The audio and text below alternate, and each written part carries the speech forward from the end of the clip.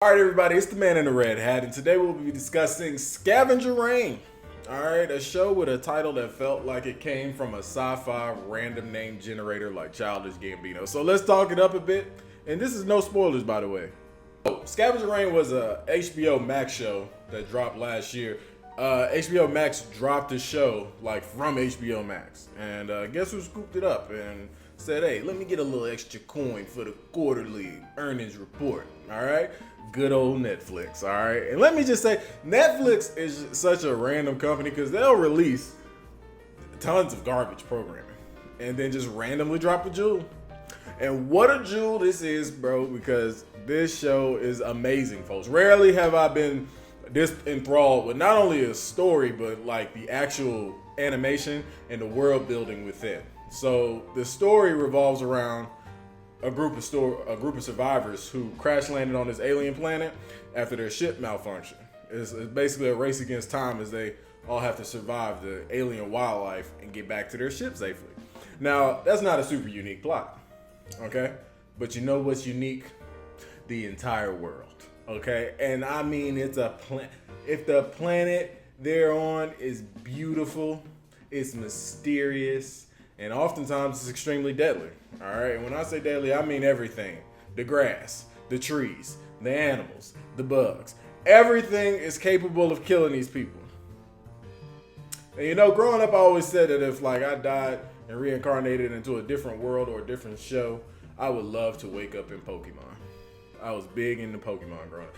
This show proves that would absolutely be an abysmal experience, okay?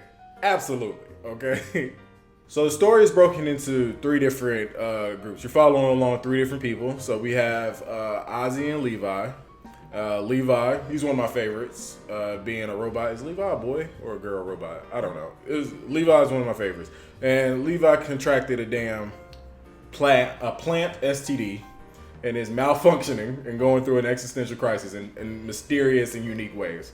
Then you have Ursula and Sam, where at first you see them, you get the gist. They know what they doing. Like these they know what they doing until you realize they absolutely do not. They're placed in more and more dangerous positions due purely to Ursula's ego. Look, if I have to tell you several times to not touch the foreign fauna on the alien planet, and you tell me you can survive on your own and you don't need me, I'm going to start to internally hope you die and unburden me with your presence, okay? Because I'll go back to the ship and they ask me where Ursula is, and I'll just point to the direction that I left you in because you're bugging. You're wilding, all right? A lot of these folks was wilding in this show. Lastly, you have Cayman, who is my favorite because of how absolutely fucked up his situation is. Levi's close second, but Cayman is like all alone and found by this damn Pokemon, all right? It looks like a nightmare combination of a Drowsy and a fucking Squirtle, all right? And the disturbing parasitic relationship that they develop. And let me tell you, Squirtle has an appetite for fucking destruction and terror, the likes of which you haven't seen in a while. I guarantee it. And that's what I love. This show is full of like parallels, and it's so beautiful to look at, but it's so disturbing on every level because these damn Pokemon were insane. Okay, every single one of them. There are loads of disturbing imagery and body horror in this show. Definitely not meant for kids of any ages. This is a 25 and up club event, just so you can kind of get all of the imagery and the motives of all the characters. Like, you need at minimum an associate's degree to understand Cayman's story and the narrative elements that reside within it. Because there's a whole thing with Rebirth carefully bit into the story that is terrifying and just, it's so beautiful.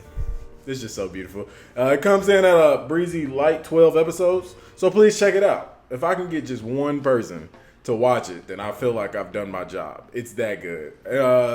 Anyway, I'm giving Scavenger Rain 9 out of 10 red hats. It's phenomenal writing and animation done by a staff that clearly loves what they do, and they love the sci-fi genre.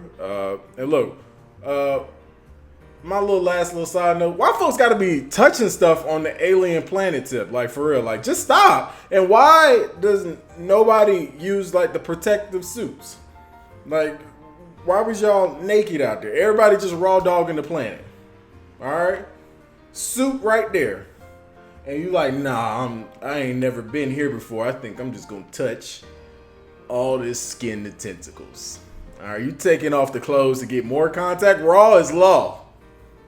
Raw is law.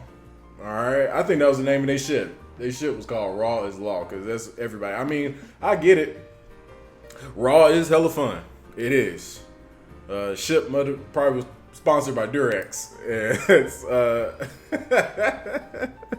Speaking of, did you guys know? You take this tip with you. Did you guys know that you can't get an erection in zero gravity? No space sex in the zero G's, just hand holding and Eskimo kisses. This is factual. All right, immediate erectile dysfunction as soon as you leave the Earth's atmosphere, or most atmospheres. I ain't playing with an atmosphere. All right, you take that with you, but that's neither here nor there. Anyway, if you made it this far, please consider giving this video a like and a follow. And follow me, all over. I'll be everywhere. Remember, it's free. It's absolutely no free. It's absolutely no hidden charges, I mean. All right. So give it a shot. Thank you. Other than that, peace.